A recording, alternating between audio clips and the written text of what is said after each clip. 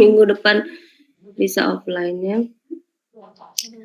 Oke, jadi untuk yang pertama, pertemuan yang pertama ini saya akan membawa topik unsur-unsur dalam ruang luar.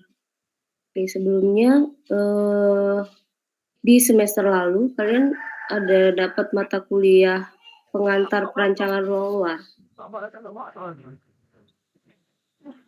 Ada Bu. Ada ya. Oke, Faiz bisa diceritakan nggak untuk mata kuliah perancangan pengantar perancangan ruang luar itu kalian belajar apa aja? Di pengantar perancangan ruang luar ada banyak yang kami pelajari, contohnya tentang kayak ruang yang kayak ada ruang yang secara yang ada ruang yang konkret itu seperti kayak batasan-batasan dindingnya itu tinggi, ada ruang yang tidak konkret itu seperti kayak di atas pohon, di bawah pohon itu membuat suatu ruang atau kayak bersama lingkungan itu juga membentuk ruang. Lalu ada kayak soft space dan hard space Bu. Ada kalau soft space itu seperti kayak tanaman-tanaman, kalau hard space itu seperti bebatuan dan sebagainya Bu. Lalu ada bentuk-bentuk tanaman di mana tanamannya itu bisa sebagai tanaman pelindung atau tanaman jalur atau bisa juga sebagai tanaman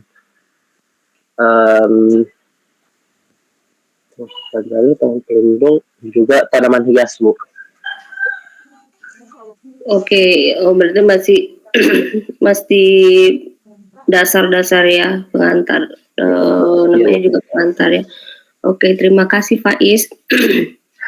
Balik Bu. Iya, nah setelah ini kalian akan belajar, kalau sekarang mata kuliahnya namanya itu perancangan lanskap ya. Kalau dulu perancangan ruang luar 1. Oke. Nah, sudah ada kata bukan pengantar lagi ya, tapi sudah ada kata benda yaitu perancangan.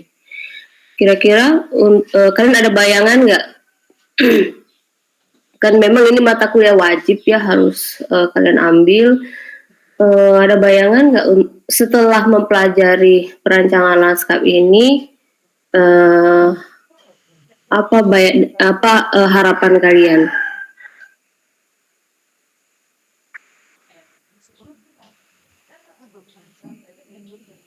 Ada harapannya atau nggak punya bayangan ya? Saya ambil aja Bu karena mata kuliah wajib. Enggak ya. Jadi nanti mata kuliah lanskap ini kan berseri ya, mulai dari pengantarnya, kemudian ini yang kedua masuk ke perancangan, baru nanti ada yang lebih spesifik lagi lanskap budaya, mungkin di semester depan. Kemudian ada juga mata kuliah pilihan yang menyangkut tentang lanskap. Nah, jadi untuk mungkin kalian nggak ada bayangan atau tidak punya ekspektasi ketika mengambil KRS, ada beberapa mata kuliah, kira-kira mata kuliah ini membahas tentang apa ya? Saya harus setelah mengikuti kuliah ini selama 1 semester, saya bisa apa gitu ya maksudnya. Oke, nah jadi saya ringkas aja kira-kira ini yang yang akan kita pelajari atau kita bahas di perancangan lanskap selama 1 semester. Nah, untuk topik yang pertama itu akan kita bahas hari ini, unsur ruang luar. Kemudian di pertemuan berikutnya ada bagaimana merencanakan ruang luar, kemudian elemen ruang luar, analisa tapak. Mungkin ada kalian mensurvei sebuah tapak dan bagaimana mengumpulkan data, bagaimana merespon tapak gitu ya di dalam diskusi kelompok. Nah, kemudian ada dasar perancangan untuk lanskap arsitektur. Nah, kemudian ada prinsip-prinsip perancangan ruang luar. Kalau dikatakan prinsip, berarti ini sesuatu yang bisa diaplikasikan di dalam perancangan lanskap, baik yang mikro maupun yang makro ya, di berbagai skala maksudnya. Kemudian ada evaluasi tugas, kita juga akan bahas akses dan sirkulasi, ada teknik perancangan ruang luar, ini beberapa cara yang akan kita bahas nanti juga di kelompok ini. Kemudian ada diskusi kelompok lagi berkaitan dengan teknik perancangan ruang luar, ini juga ada tapak yang diberikan, kemudian secara kelompok kalian memilih teknik perancangan ruang luar apa yang akan kalian pakai di dalam mengolah dan merancang site itu. Jadi ada satu teknik perancangan yang dipilih dan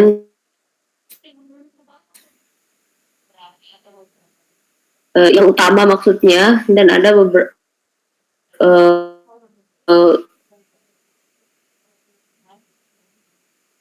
beberapa atau mungkin satu yang dipakai untuk mendukung perancangan utama. Kemudian kita sensitif urban design ya, bagaimana sebuah perancangan lanskap yang sensitif terhadap keberadaan air atau yang sangat responsif terhadap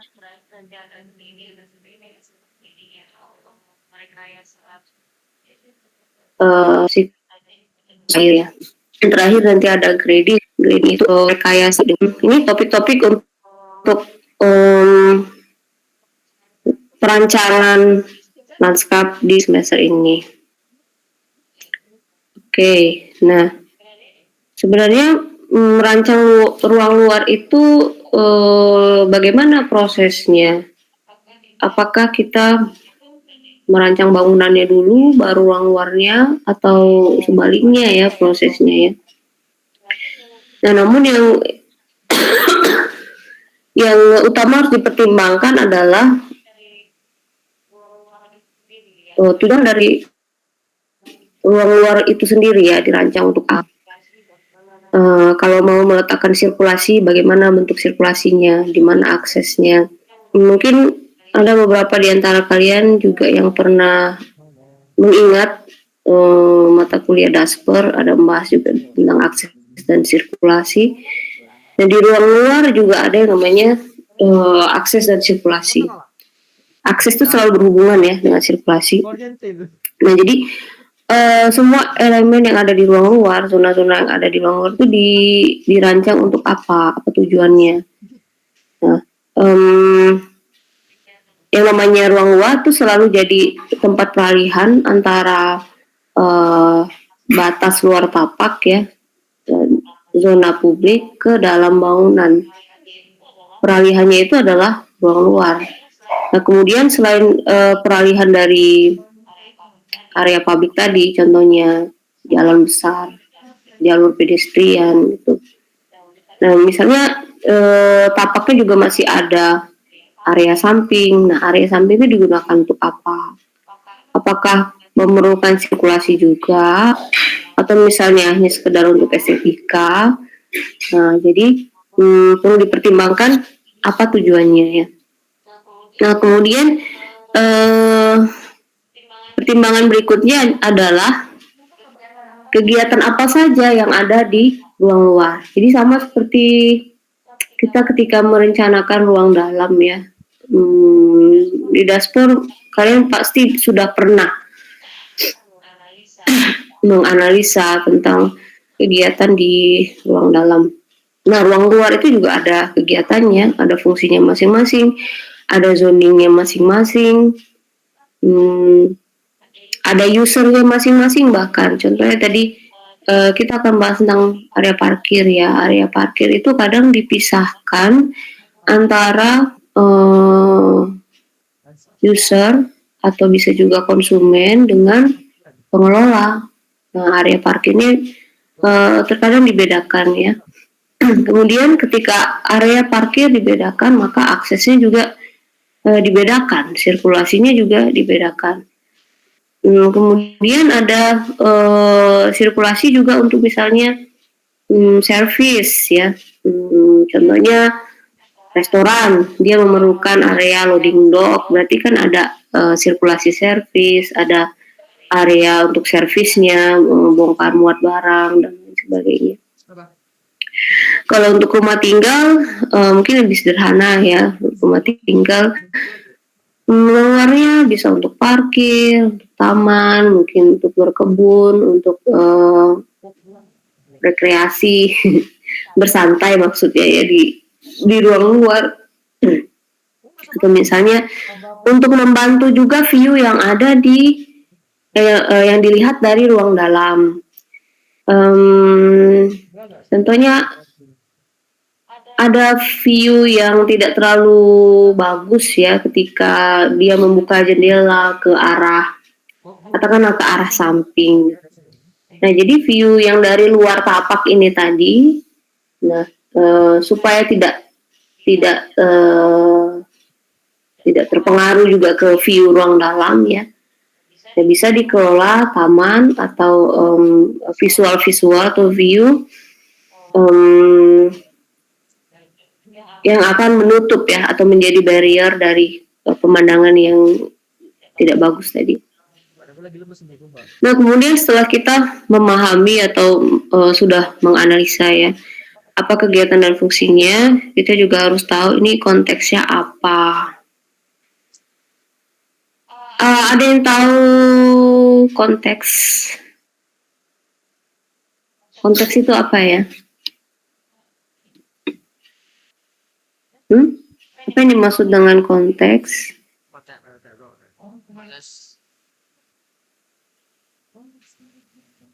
Ada yang tahu konteks itu apa? Halo? Oh, kalau kalian sukarela itu tidak ada yang sukarela ya. Oke lah, saya panggil aja namanya. Johanna. Johanna, menurut kamu konteks itu apa?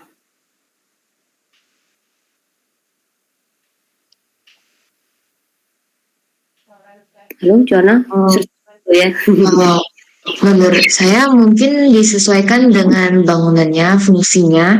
Misalnya kalau bangunannya monumental atau gimana, mungkin perancangan lanskapnya itu akan berbeda dengan tempat tinggal pribadi, Bu. Seperti itu. Oke, jadi konteks itu adalah hal-hal yang berkaitan dengan tapak ya. Bisa latar belakang, bisa misalnya budaya apa yang menyangkut tentang tapak tersebut, atau bahkan kepercayaan apa gitu ya. Jadi yang namanya konteks itu sangat luas sekali, tidak hanya kaitannya dengan fisik seperti yang disebutkan Johanna tadi, boleh ya menyesuaikan tujuan dari bangunan yang akan dirancang di kawasan tersebut, skala apa yang capai gitu ya. Nah, itu juga termasuk konteks. Jadi hal-hal yang berkaitan dengan ini tadi, tujuan dari perancangan tersebut sangat mempertimbangkan konteksnya apa. Bisa juga konteksnya misalnya untuk mengatasi banjir ya, untuk mengatasi banjir. Jadi lanskapnya itu sengaja dirancang untuk area tampungan dan juga area resapan air, bisa berupa taman ya. Jadi sekaligus punya estetika, bukan hanya fungsional tapi juga punya estetika. Oke. Nah, berikutnya elemen-elemen apa saja yang ada di ruang luar ya. Sama seperti kita ketika merancang ruang dalam itu kan ada yang mau ditata di dalam ruang dalam tersebut. Misalnya apakah perabotnya yang mau ditata atau letak dindingnya, atau misalnya dekorasinya yang mau ditata. Jadi termasuk elemen-elemen ya. Kalau di ruang luar itu ada ada elemen apa saja, ada sesuatu yang bersifat secara physically, ada juga yang sebuah rule ya atau sebuah aturan, misalnya tentang skala tadi, tentang skala skala ruang apa yang ingin dicapai, apakah skala ruang yang dekat, skala ruang yang intim, atau skala ruang yang monumental. Nah, jadi ini ada kaitannya misalnya nanti dengan tinggi bangunan ya, kemudian secara horizontal berapa lebar tapaknya sehingga bisa tercapai skala yang diinginkan. Nah, kemudian masuk ke dalam desain. Nah, desainnya seperti apa? Nanti ada juga kita akan belajar tentang dasar-dasar, bentuk dasar ya, sama seperti di dasar kemarin kalian kan diajarkan bentuk dasar. Nah, jadi dari bentuk dasar ini ya, kita bisa juga mengolah lanskap dengan bentuk-bentuk yang menarik. Nah, selain dari bentuk dasar, bisa juga nanti secara analisa apa fungsinya, apa kegiatan di ruang luar, bagaimana bentuknya, ya, bagaimana keterkaitan antara ruang luar dengan ruang dalam. Nah, memang ketika kita merancang sebuah ground plan lah katakan ya, atau side plan itu kan secara tampak atas 2 dimensi. Nah, tapi kita harus bisa membayangkan 3 dimensinya gimana. Misalnya di dalam sebuah tapak atau ground plan itu kan nggak terlalu bisa diketahui ya kira-kira bangunan yang ada di situ ketinggiannya berapa kita nggak tahu ya. Nah, tapi kita sudah ada bayangan bahwa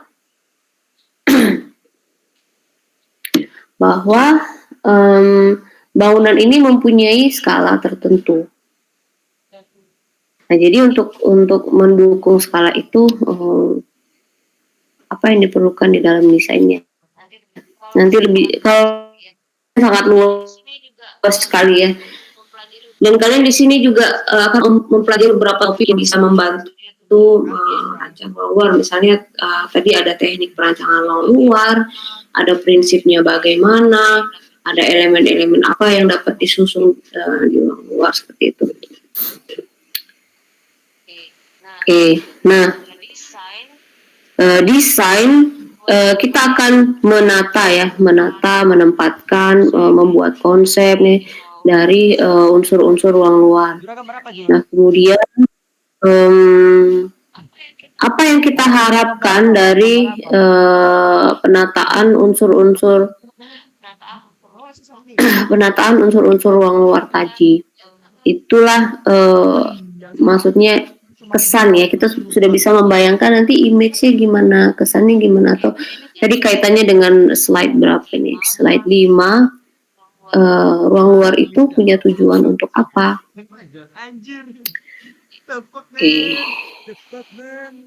Nah, hari ini kita akan belajar tentang unsur ruang luar, unsur-unsur yang paling dasar ya menurut saya. Jadi di sini ada sebuah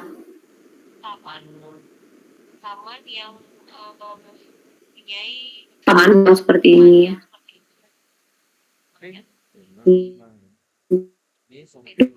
Untuk memanjang seperti ini.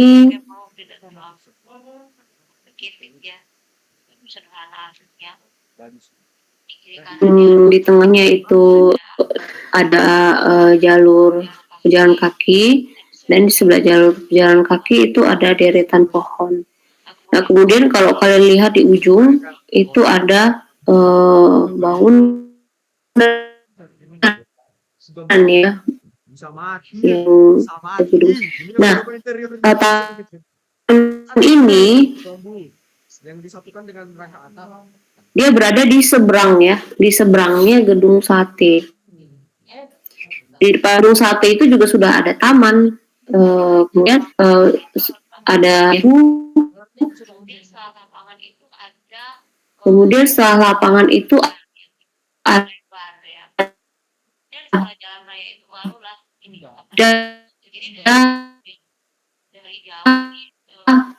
di taman ini dari jauh jauh ini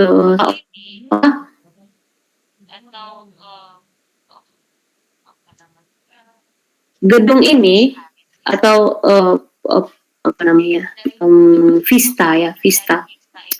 Poin dari atau ujung dari Vista ini sengaja ingin di framing atau di bingkai dan deret ini mengarahkan ke view yang ada di ujung ini.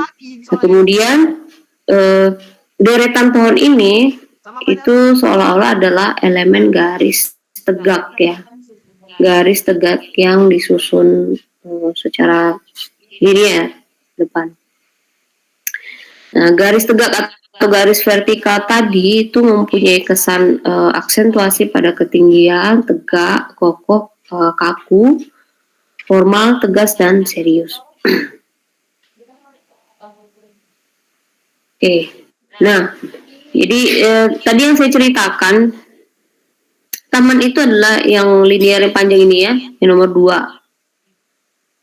Oke, nah ini adalah gedung sate. Di depannya ada taman, kemudian di depannya lagi ada lapangan yang cukup besar. Nah ini jalan raya, dibilang tadi. Kemudian di sini juga ada monumen perjuangan. Ini seolah-olah ada poin-poin yang ingin ditautkan ya satu sama lain atau linkage ya. Linkage dihubungkan. Ini kan kelihatan dari atas nih. Ya. Kelihatan dari atas. Tapi ketika orang berada di ruang dalamnya, apa yang dirasakan ya kayak tadi mengarahkan ke depan itu.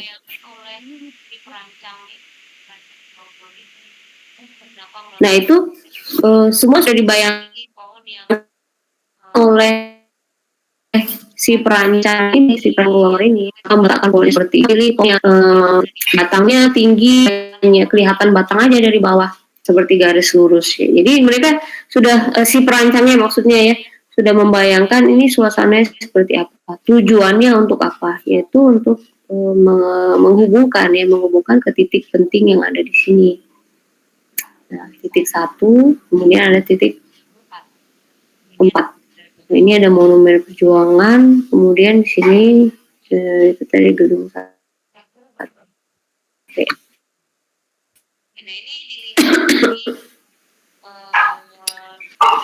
Oke, nah ini lihat dari view yang sebaliknya ya. Kalau tadi kan dari titik ini nih, dari sini, dari taman yang linear ini mengarah ke gedung sate. Kalau yang gambar berikutnya, yang ini maksudnya itu dari gedung sate ke arah monumen perjuangan yang ada di mau berlanjut dari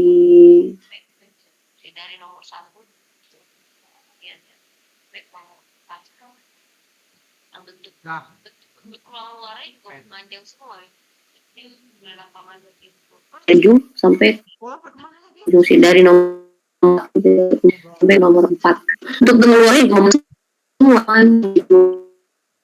ya tadi sudah lumayan ya. Tadi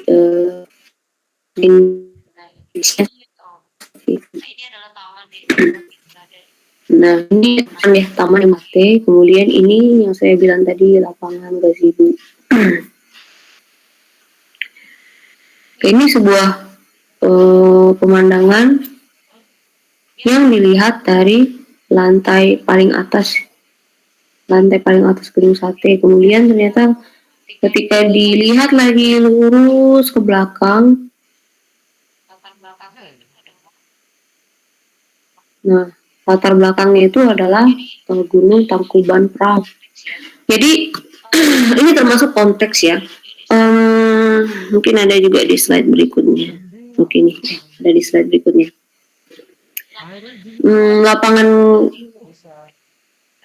Gazni, kemudian ada kompleks Gedung Sate, itu kan sudah ada semenjak era kolonial. Ini dibangun pada zaman kolonial ya. Meskipun mereka punya prinsip penataan sendiri yang dibawa dari barat, namun mereka tidak melupakan konteks atau nilai-nilai yang ada di bumi Parahyangan ini ya, di Jawa Barat. Nah, salah satunya itu tadi, secara aksis kalau ditarik Gedung Sate ini mengarah ke Gedung Tangkuban Perahu. Karena kan kalau orang Eropa itu kan sangat ini ya, sangat berpegang pada rasio gitu, sangat rasional. Nah, tapi ketika sudah masuk ke dalam konteks lokal, artinya sudah di negara yang berbeda, mereka memasukkan unsur-unsur lokalitas tersebut juga ke dalam perancangan lanskapnya.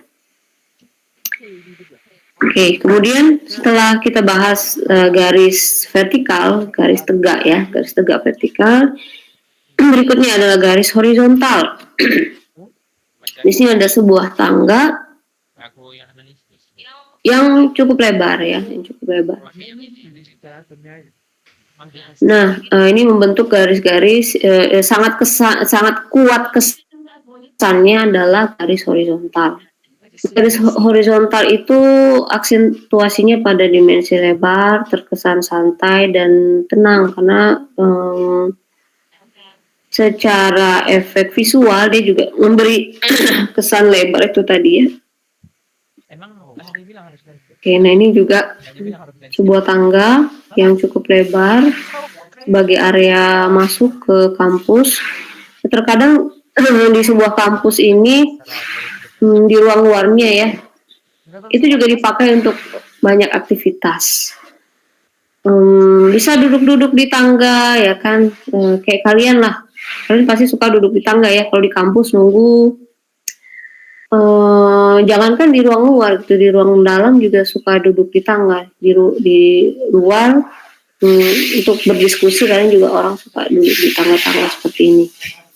Kesannya lebih santai ya daripada ruang-ruang yang formal seperti ruang dalam. Oke. Nah, ini deretan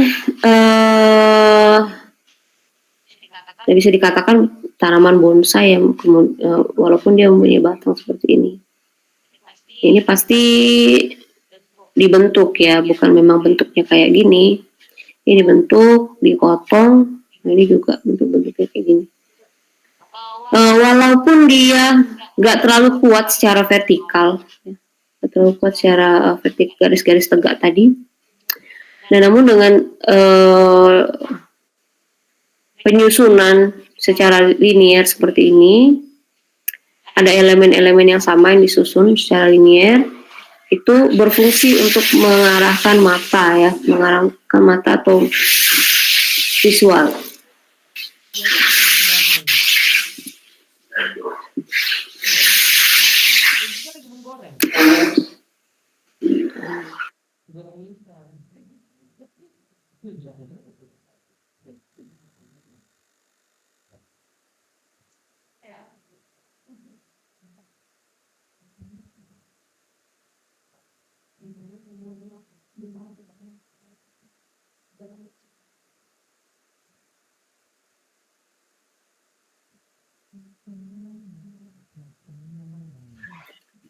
Oke, kita lanjut.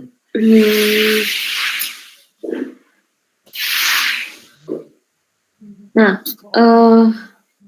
elemen garis ya, elemen garis itu tadi baik yang vertikal maupun yang horizontal. Itu berfungsi juga untuk mengarahkan pergerakan. Ya, apakah dia berupa jalur, sebuah jalur ya, jalur seperti ini, atau misalnya tadi dilengkapi juga dengan elemen bidang. Ini sekaligus saya sedikit membahas tentang bidang ya. Nah, susunan pohon-pohon ini secara tidak langsung juga membentuk elemen bidang seolah-olah mengarahkan itu tadi, mengarahkan pemandangan ke depan dan sekaligus membentuk ruang juga ya. Nah, ini ada sirkulasi, kemudian ada seperti bollard ya yang dipasang secara linear juga. Itu membantu pergerakan manusia atau mengarahkan orang dari titik ini ke titik sini. Oke. Ya. Nah, ini adalah sebuah konsep ya, sebuah konsep. Katanya kalau arahannya menuju bidang kayak gini, ini kesannya kesan untuk mengarahkannya itu tidak terlalu terasa. Nah, namun kalau dia disusun secara linear, kemudian ujungnya itu adalah ini seperti kasus Taman Gazebo tadi ya. Nah, ini lebih terkesan mengarahkan daripada dia menuju ke sebuah bidang. Nah, kalau ini menuju ke sebuah titik gitu. Oke. Nah, kemudian ini juga kita lihat paling terasa ruangnya karena sangat tertutup seperti ini. Orang sudah ketika berada di ruang ini, orang sudah nggak bisa melihat lagi kiri kanan itu ada apa ya. Karena selain masanya cukup padat, dia juga sangat tinggi di atas ini ya posisi mata gitu. Nah, jadi ini sudah menjadi ruang yang privat gitu. Karena secara visual nggak terlihat lagi dari luar. Oke. Nah,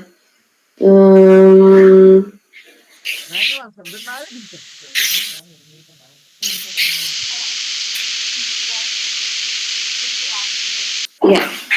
Jadi ketika ada sirkulasi yang berbentuk lurus seperti ini, kemudian ada pengarahnya ya, atau ada elemen yang sengaja disusun untuk mengarahkan, itu alangkah baiknya jika ada titik awal dan titik akhir. Jadi dia nggak hanya mengambang aja ya. Kalau yang di atas ini kan yang gambar A itu tidak terlalu ada titik awal, titik akhir, gak ada yang dituju ya. Kalau ini ada titik awal, ini ada titik akhir.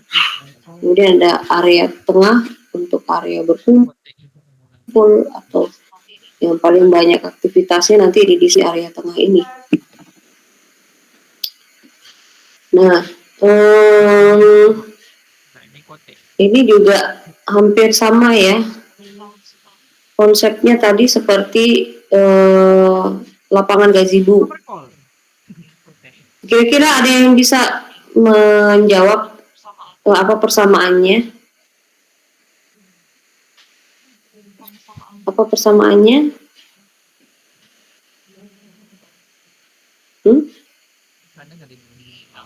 Oke, kalau sukarela nggak ada yang jawab ya. Nah, oke lah, saya tunjuk aja orangnya.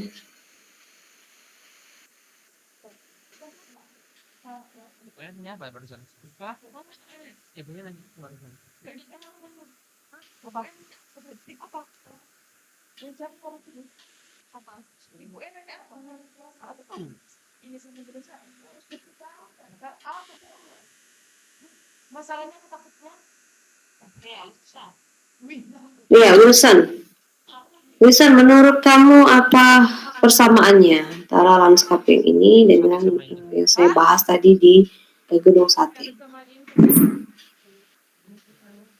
Aku gak dengar apa-apa loh. Halo Wilson, apakah kamu hadir di sini, Wilson?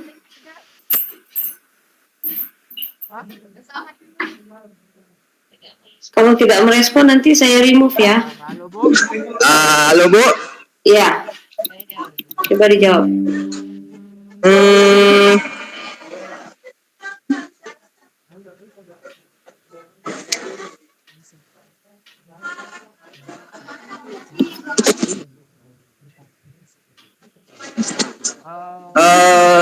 Disusun secara vertikal ya, Bu? Disusun secara vertikal maksudnya gimana? Apa yang disusun secara vertikal? Horizontal, Bu, horizontal. Horizontal. Yang mana? Horizontalnya yang mana? Garisnya, Bu. Yang mana? Coba. Coba. Kamu deskripsikan yang mana? Airnya, Bu. Air itu garis.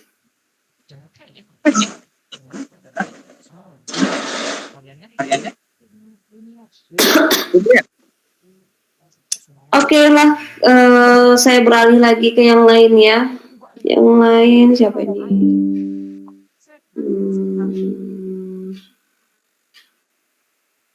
Tasya Sirait.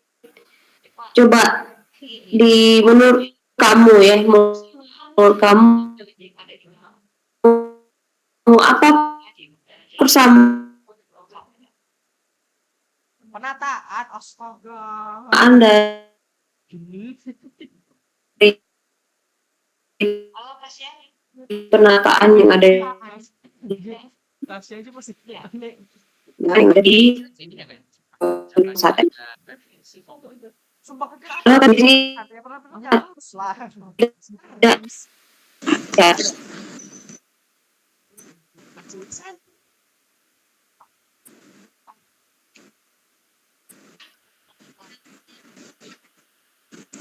sama mengarahkan oke. Lebih juga ya, Mas ya. Sebutkan tadi ada limit ya, ada titik-titik yang dihubungkan satu dengan yang lain. Kalau di lapangan gazebo tadi itu ada titik gedung sate, kan? Kemudian depannya ada lapangan gazebo.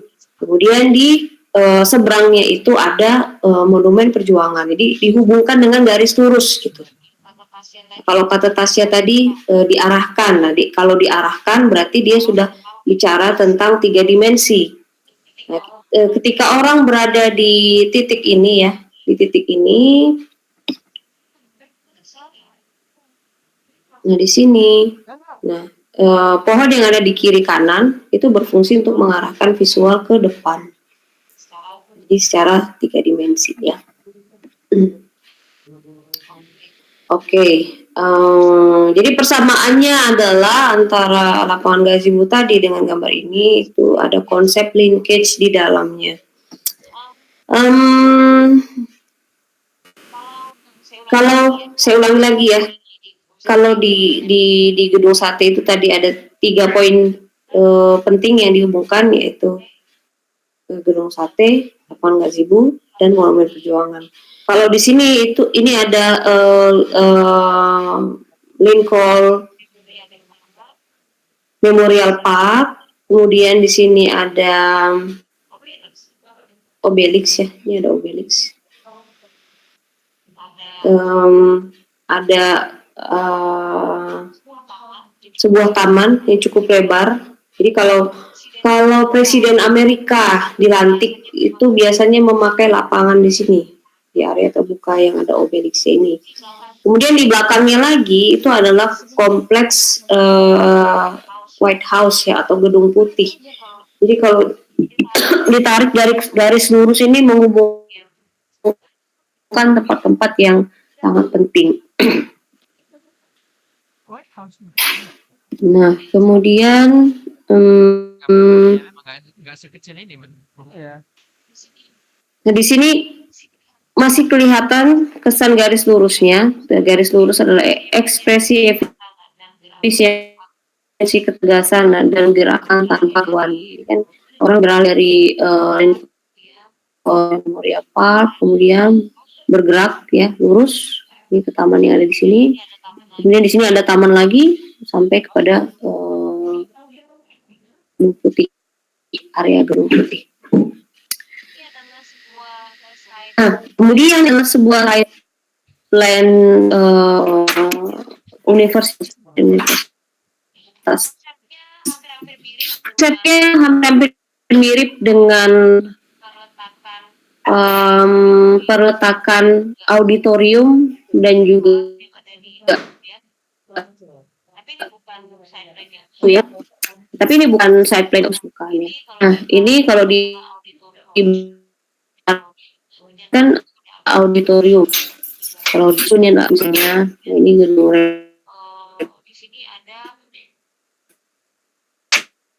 restorannya ya juga menggunakan sistem aksis.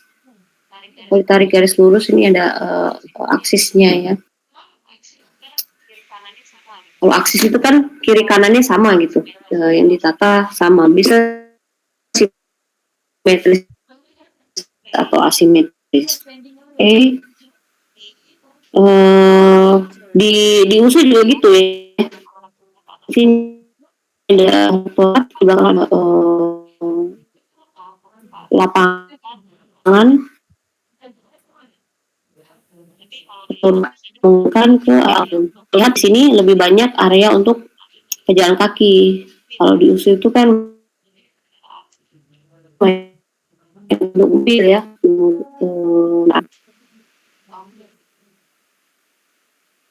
Oke.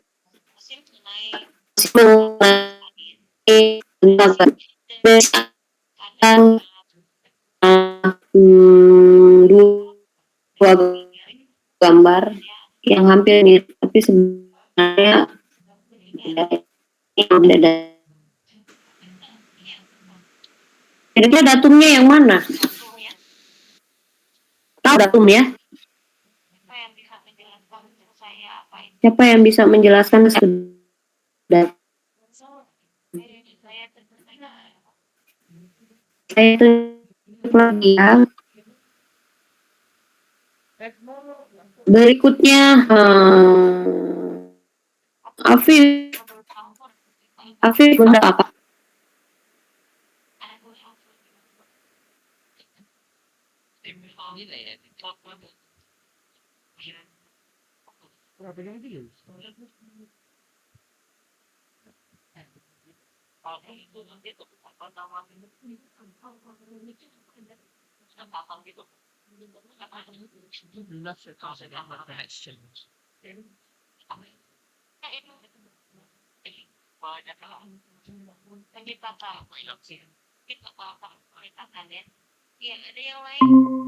Iya, ada yang lain.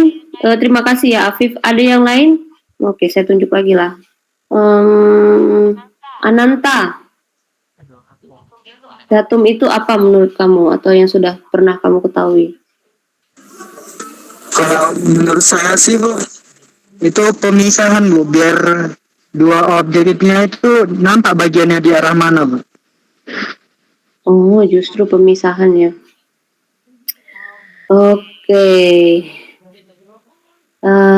Satu lagi saya tanya. Diana Helen, menurut kamu apa itu datum? Arahnya gitu Bu, sebagai jalur dari objeknya tersusun. Oh, sebagai jalur. Oke. Ya, terima kasih semua yang mau menjawab ya. Datum itu adalah elemen yang menyatukan ya, elemen yang menyatukan semua elemen berbeda yang ada di sebuah apakah dia secara dua dimensi ya, secara tapak di dalam sebuah tapak atau secara dua dimensi yang tegak gitu, secara tampak ya. Ini bukan tampak atas tapi tampak depan misalnya. Jadi datum itulah yang menyatukan. Ya, sebenarnya ini dikatakan kenapa atau datum. Ini seolah-olah menyebar begitu saja tanpa ada konsepnya ya. Kalau elemen ini tidak bisa terus dari lain. Padahal kalau perhatikan elemennya sama atau beda.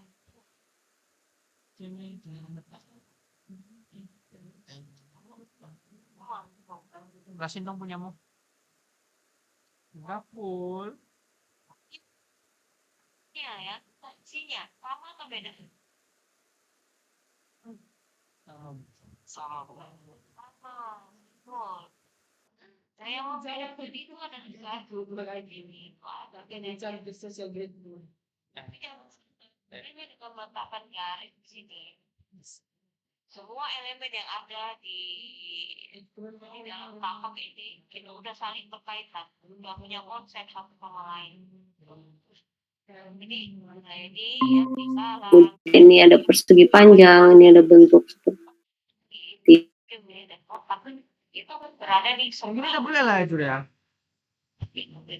atau istilahnya gini lah, garis lurus ini adalah sirkulasinya atau jalannya. Maka tempat-tempat atau ruang-ruang yang ada di sini yang saling berseberangan itu bisa saling menjangkau satu dengan yang lain. Kalau ini no konsep, nggak ada konsepnya, hanya menyebar gitu aja. Nah, ini dengan datum ya elemen yang ada di dalam disatukan.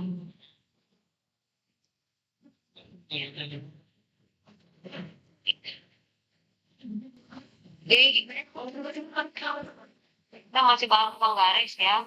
Nah ini elemen garis disusun secara linier Dengan kira-kira untuk yang atas ya. atas ya, itu yang atas. Aksisnya yang mana ya? Horizontal. Horizontal. Bisa kan lebih spesifik, Afif, yang mana? Dia aksisnya apa bilang Berupa apa? berupa garis seimbang gitu, Bu. Oke. Ya ini sudah bukan grafis yang apa ya? Yang mentah ya. Ini sudah ada elemen-elemen yang cukup jelas bisa dilihat, yaitu ada pohon, kemudian di sini ada atap ya, atap gazebo lah katakan, kemudian gazebo maksudnya, kalau gazebo taman yang di depan gedung sate tadi ya. Nah kemudian ada ruang terbuka di sini. Nah aksisnya itu adalah ini garis lurus ini. Dia berfungsi juga sebagai sirkulasi. Nah, jadi ketika orang yang berada di taman ini ya, katakanlah ini sebuah taman, si perancangnya itu sudah memikirkan di sini ada ruang yang skalanya cukup besar, maka dia berbentuk plaza ya. Kemudian pohon-pohonnya itu diletakkan agak berjauhan sehingga skalanya lebar. Kemudian di sini masih berlanjut ini sirkulasinya, namun sudah berada di ruang yang skalanya lebih dekat ya. Dibentuk oleh apa? Dibentuk oleh susunan pohon yang lebih rapat. Oke, kemudian ini spine ya. Spine dia punya konsep apa kayak patah gitu ya, langsung lurus ya. Nah ini punya konsep yang berbeda. Kalau yang aksis tadi dari titik awal itu mungkin bisa langsung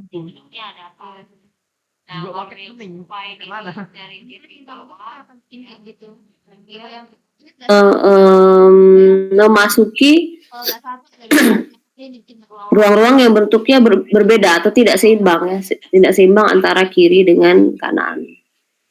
Ya, namun tetap ada yang kesannya dekat, ya, ruang yang tidak terlalu luas, dan di sini ada ruang yang cukup luas. Nah, ini kasusnya sama tadi dengan yang no datum ya. Ini no unity. Kenapa dikatakan no unity atau tidak ada kesatuan menurut kalian apa? Kenapa? Ada yang mau jawab sukarela?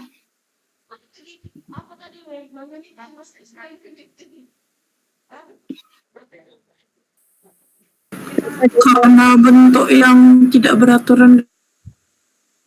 Bentuk yang tidak beraturan. Oh, oke. Oke. Ya, oke, Salsabila, terima kasih. Ada yang lain yang mau menjawab sukarela?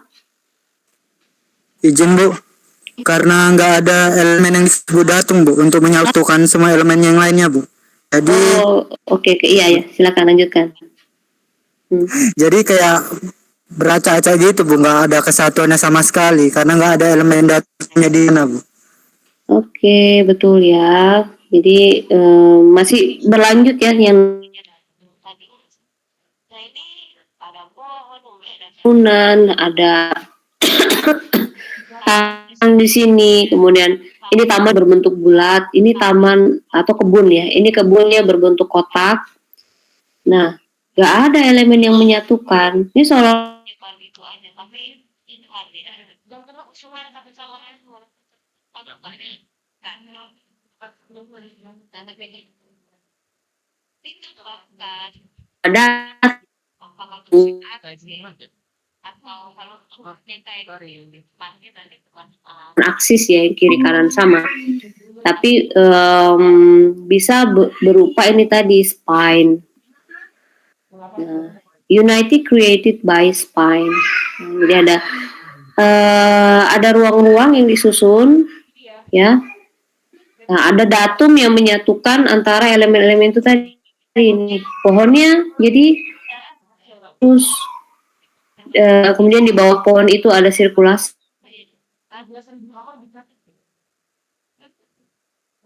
satu ke.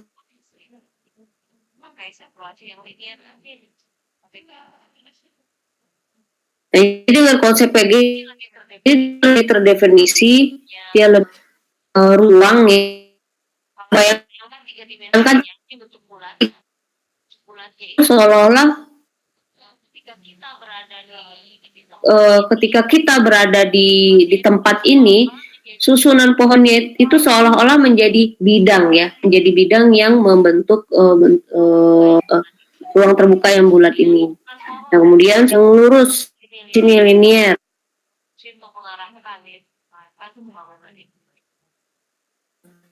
Semuanya punya konsep. Jadi sana ingin dihubungkan satu dengan yang lain.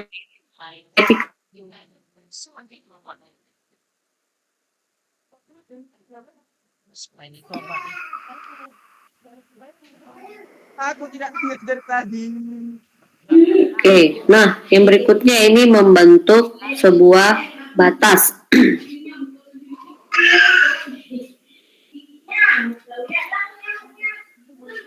Nah, coba kalian amati kedua gambar ini, perbedaannya di mana? Jadi tadi unsur garis, kita masih bicara unsur garis ya. Unsur garis itu berfungsi untuk yang tadi untuk sebagai datum, untuk mengarahkan, memberi perbedaannya ini. Ada jalan di tengah site-nya Bu. Iya, ada jalan di tengah site-nya. Nah, kita bisa membedakan ya, bisa membedakan ada pola yang berbeda antara gambar yang di atas dengan gambar di bawah. Nah, kalau datum tadi berfungsi untuk membuat sebuah unity atau menyatukan semuanya. Nah, sementara garis yang di sini itu justru untuk memisahkan ya, memisahkan area. Misalkan ada area yang di atas, ada area yang di bawah. Ini di atas yang sifatnya hardscape ya, atau ground covernya pakai material yang keras. Nah, kemudian yang ini lebih softscape. Jadi sirkulasi di sini berfungsi untuk memisahkan itu tadi area yang sangat berbeda. Kayak nggak ada ininya ya, nggak ada pemisahnya. Nah, itu bedanya kita dengan kanan ya. Oke, setelah kita bahas tentang garis lurus, kita bahas diagonal. Oke, ini ada garis diagonal. Ya. Kalau misalnya ada garis atau sirkulasi yang miring, katakanlah kalau kalian berada di sebuah lapangan ya, sebuah lapangan yang cukup luas, tiba-tiba ada garis yang melintang miring gitu, diagonal. Menurut kalian garis itu berfungsi untuk apa?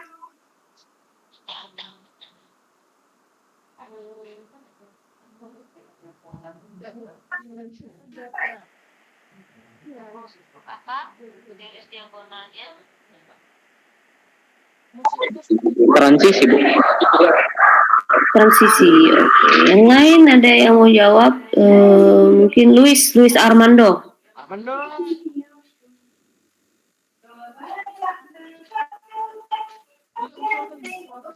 Apa fungsinya?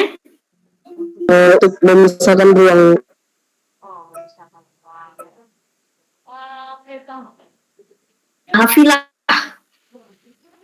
Bisa dibayangkan ya, ketika kalian berada di sebuah taman atau lapangan yang cukup luas, tiba-tiba di tengah itu ada garis diagonal. Kira-kira garis itu berfungsi untuk apa ya? Mungkin membuat tempat itu lebih dinamis, Bu. Oke. Nah, jadi kalau ibaratnya gini lah, ya. Nah, di sini ada jalan. Oke. Nah, ini sebuah rel kereta api ya, kalau kalian lihat. Nah, kemudian di sini ada jalan kendaraan. Nah, kemudian di sini ada jalur atas. Ini berada di atas jalur kendaraan tadi.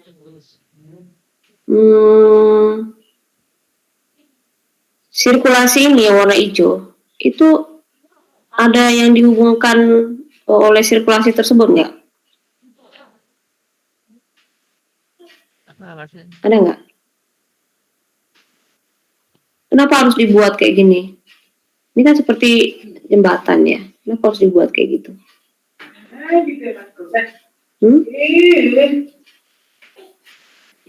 Ada yang tahu?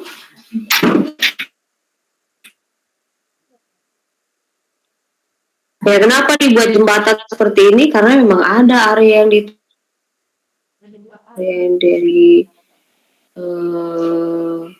gedung ya, area gedung di sini. Kemudian ini ada taman, tamannya berlanjut. Dan di atas jalur kendaraan ini, kemudian bisa ke sini, ke gedung yang di sini. Ya. Jadi dia berfungsi untuk apa garis diagonal itu? Berfungsi untuk memperpendek jarak.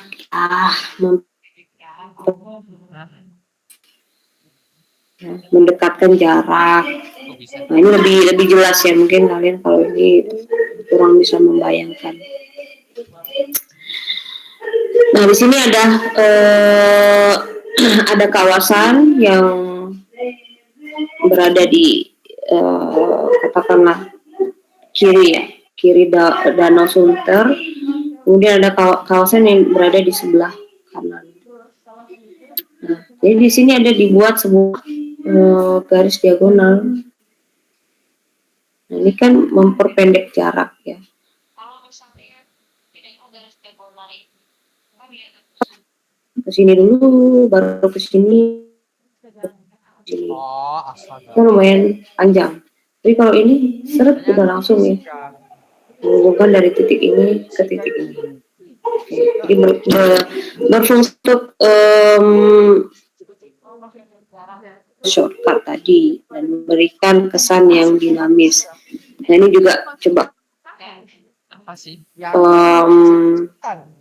di tengah-tengah terus ini lurus, ini juga ke atas lurus. Nah, tiba-tiba ada intervensi ya. Mengintervensi yaitu sebuah garis diagonal. Nah, ini sehingga memberikan kesan yang dinamis. Nah, sering digunakan juga untuk meminta perhatian atau sebagai daya tarik visual. Nah, ini contohnya juga. sudah sangat kelihatan ya garis diagonalnya. Oke, ini ada garis yang lurus, ya lurus, ini garis melengkurus, ini juga garis lurus. Ada area pejalan kaki, area untuk jalur kendaraan. Kemudian di tengah-tengah ini ada lapangan yang cukup luas. Dan ada ditempatkan sebuah garis diagonal. Nah, ini juga ada sebuah focal point ya, sebuah focal point yaitu bangunan dengan atap memakai struktur tenda seperti ini. Jadi ini berguna ya, di tengah-tengah lapangan itu berguna untuk area misalnya kalau ada bazar ya di sini, kalau ada acara yang dipakai untuk itu. Nah,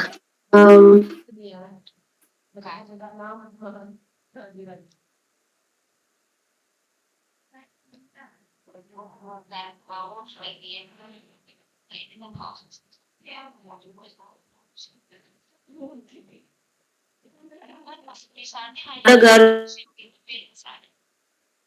di luar site Ada yang pakai hotspot dan aku tidak bisa ini sifatnya pasif hanya untuk pemandangan Apa, Bang? Kompel. bukan jenis itu harus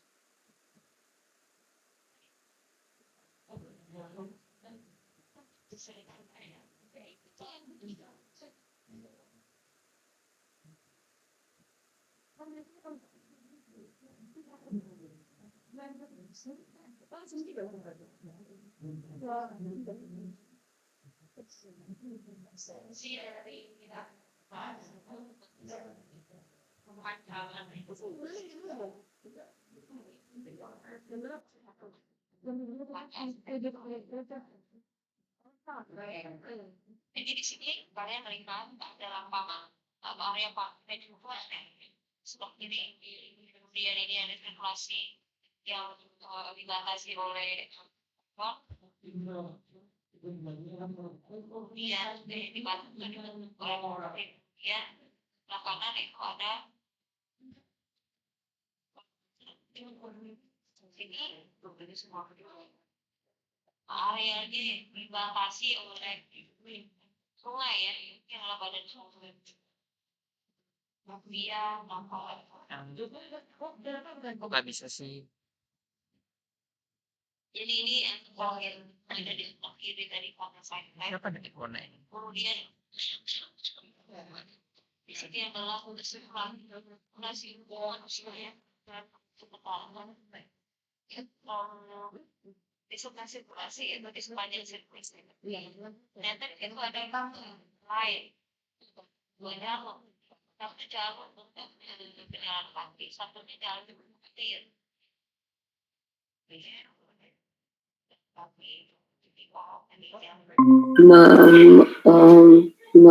Membingkai atau mengarahkan sirkulasi yang lurus tadi. Nah, ini adalah kebun ya. Jadi ini seperti pusat penelitian ya, pusat penelitian tanaman. Ada gedungnya dan ini ada kebun-kebunnya, kebun tanaman-tanaman herbal.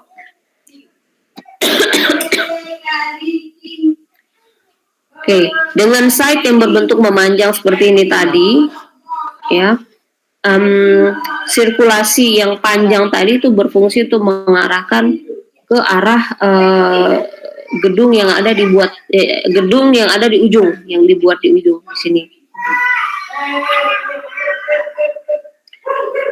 Oke, nah, jadi ini sirkulasi untuk pejalan kaki tadi, ini garis lurus ya, tempat untuk air yang sekaligus juga berfungsi untuk mengairi ini ya, kebun yang ada di sebelah kanan tadi, yang ini. Oke, nah, ini kelihatan dari atas juga seperti ini. Ini Sungai Napa tadi atau Napa River. Nah, coba kalau kalian perhatikan juga ini pasti kan diolah ya, bukan tumbuh seperti ini aja. Nah, pengolahannya dia membentuk kebunnya itu berada pada klaster-klaster kayak gini, bentuk kotak-kotak ya. Yang hitam-hitam ini adalah tanamannya, kemudian ini yang garis-garis putih itu adalah sirkulasinya. Nah kan setiap tempat tanaman itu harus bisa dijangkau dengan jalur sirkulasi ya untuk proses pemeliharaan, penyiraman, untuk pemanenan dan sebagainya. Jadi harus ada sirkulasinya juga. Itu ditata ya, bukan hanya disebar begitu aja. Oke. Nah, ini tadi gedungnya, ya gedung penelitiannya. Ini ada diletakkan di ujung side. Ini seolah-olah menjadi focal point yang hierarkinya yang paling tinggi, yang paling dituju ya. Nah, kemudian untuk bangunan itu sendiri, dia mengarah ke sungai, berbatasan langsung dengan sungai, sehingga dibuatlah area peralihan di ruang luar yang mengarah ke sungai. Nah, jadi di sini bisa dilakukan apakah sebuah galeri di ruang luar atau area pertemuan di ruang luar, area diskusi dan lain sebagainya, sekaligus melihat view-nya ke arah sungai ya.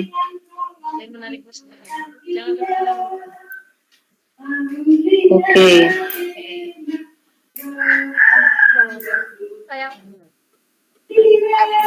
Nah, untuk garis lurus tadi ya, garis diagonal itu kan masih garis lurus juga. Nah, ini masih bahas juga garis lurus. Sini ada garis lurus, ada sirkulasi, kemudian yang kedua ini juga ada sirkulasi. Untuk penataannya, ya misalnya membentuk suasana yang lebih teratur itu bisa dengan konsep irama. Ya. Ini ada 1, 2, 1, 1, 2, 1 gitu. Dengan jenis pohon yang berbeda. Nah, kemudian ini juga 1, 2, 1, 2, 1, 2, 1. Ada iramanya seperti itu. Nah, perbedaannya dengan yang di atas adalah kalau ini sirkulasinya atau ruang yang dibentuk itu terkesan mirip sama ya. Lurus, kemudian ada ruang di kiri kanan. Oke, kalau ini ada sirkulasi tengah, kemudian ruang-ruang yang terbentuk di kiri dan kanan itu punya irama yang berbeda ya. Ini luas, ini sempit, ini sempit lagi dan terkesan masif ya, tertutup. Nah ini sebenarnya lebih luas ya daripada ini karena titik pohonnya atau batang pohonnya ada di sini. Nah, namun dia secara pernaungan dari atas itu membentuk ruang yang ada di bawahnya ya, di bawah pernaungan pohon itu tadi. Nah, kemudian lebar lagi, sempit lagi, lebar gitu. Jadi ada iramanya seperti itu. Ini adalah sebuah desain juga ya. Oke, nah setelah kita membahas garis lurus baik secara vertikal, horizontal dan diagonal, kemudian di sini kita akan membahas garis. Nah, menurut kalian side plan ini yang dominan tuh garis apa namanya ya? Setengah lingkaran ya Bu. Setengah lingkaran. Oke.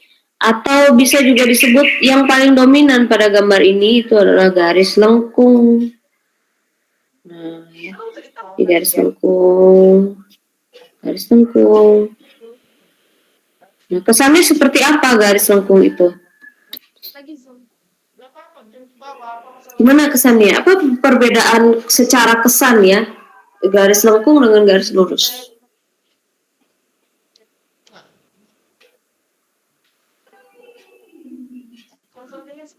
Apa perbedaannya?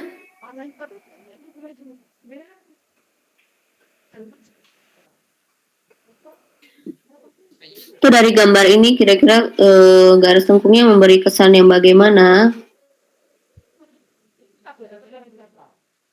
Felicia, memberi kesan yang bagaimana Felicia? Kesan dinamis, Bu. Kesan dinamis. Oke, kalian harus ditunjuk dulu ya baru mau jawab ya. Ya, kesannya lebih santai ya, informal. Beda dengan lurus tadi. Kalau kalian perhatikan ada kompleks gedung sate, kemudian kompleks White House itu kan memang kawasan yang sifatnya formal ya. Nah, maka digunakan garis lurus. Kalau digunakan garis lengkung di situ, udah kacau kesan formalnya. Nah, tapi kalau di area yang sifatnya misalnya rekreatif gitu, sebuah taman ya, sebuah tempat piknik atau waterboom. Kayaknya kalau waterboom sirkulasinya itu Iya langsung. lurus-lurus nggak seru ya. Oh, izin. Iya Pak. Iya ya Pak. Ini acara kan mau mulai jam 9. Kebetulan orang ini panitianya. Nanti boleh disambung lagi setelah pembukaan acara. Oh boleh Pak. Iya ya. Saya selesaikan aja sebentar lagi ya Pak. Oke Pak, makasih Pak. Ya, kita sampai garis lengkung aja dulu hari ini ya. Nah, jadi garis lengkung itu memberikan kesan dinamis, riang, lembut, gembira, banyak diterapkan di kawasan rekreasi yang sifatnya lebih santai. Nah, ini contohnya ya, sebuah taman. Atau tadi saya bilang kawasan waterboom itu pasti banyak garis-garis yang sifatnya berbentuk lengkung seperti ini. Oke, ya ini masih jam 8.57 ya. Saya masih punya waktu sedikit lagi. Oke, kemudian di sini ada sebuah kawasan ya, sebuah kawasan. Nah, ada bangunan, kemudian ada taman juga, ada sirkulasi, ada pohon-pohonan juga. Nah, garis lengkung ini ya dari ujung ke ujung kalau kita lihat itu menyatukan seluruh kawasan sekaligus membuat kesannya dia lebih dinamis ya dengan adanya garis lengkung ini karena hanya ada satu ya, hanya ada satu garis lengkung di antara garis-garis yang lain, namun dia melintang dari ujung ke ujung. Meja di mana, Bang? Oke. Ini, Bang. Ya, mungkin sampai di sini dulu untuk pertemuan kita hari ini. Masih ada waktu 2 menit. Kalau ada yang mau bertanya, silakan. Udah dijelasin Bapak. Bentar lagi kok sebenarnya sampai jam 9. Tidak ada? Ya, kalau tidak ada, saya screenshot ya. Screenshot kehadiran sebentar.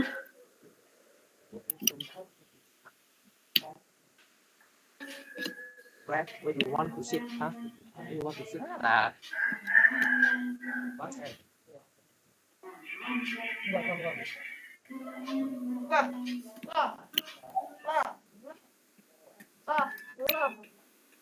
Siapa yang nyuruh kelas? Siapa yang nyuruh? Hari pertama masuk kan gitu. Tahun lalu. Oke, ya. Kita akan lanjutkan lagi minggu depan. Terima kasih buat kehadiran kalian semua. Selamat pagi. Selamat pagi Bu. Saya pun tetap kayak gini. Oh ya.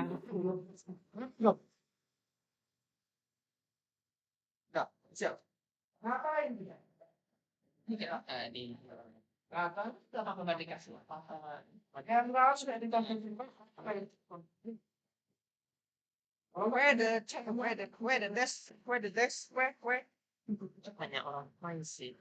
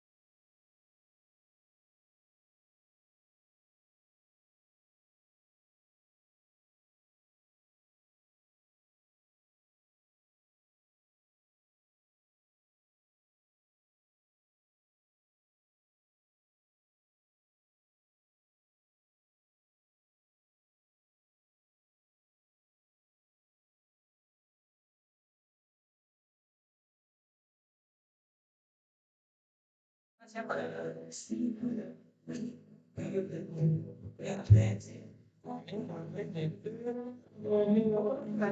Aku duduk lah. Oh salah. Ikutnya.